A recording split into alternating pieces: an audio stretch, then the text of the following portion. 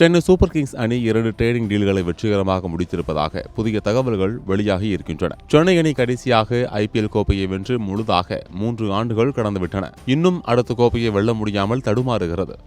நடந்து முடிந்த 19வது IPL தொடரில் தோனி பெரிதாக ஈடுபாடு காட்டாமல் கடந்துவிட்டார். இதற்கிடையே 18 ஆண்டுகளாக அணியுடன் பயணித்த பயிற்சியாளர் பிளமிங் தன்னுடைய ஒப்பந்தத்தை முடித்துக் கொண்டு வெளியேறியிருக்கிறார். இதனால் சென்னை அணி என்ன திட்டத்தில் இருக்கிறது என்ற கேள்வி ரசிகர்கள் மத்தியில் எழுந்துள்ளது.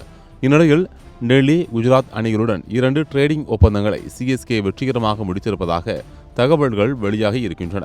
அந்த வகையில் குஜராத் அணியிலிருந்து தமிழக வீரர் சாய் கிஷோர், டெல்லி அணியின் பவர் ஹிட்டர் அசுதோஷ் சர்மா இருவரும் சென்னைக்குள் என்ட்ரி கொடுக்க இருக்கிறார்களாம்.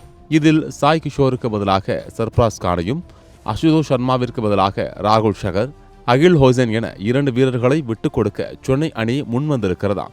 எனவே விரைவில் இது குறித்து அதிகாரப்பூர்வ தகவல்கள் வெளியாகலாம் என்று எதிர்பார்க்கப்படுகிறது.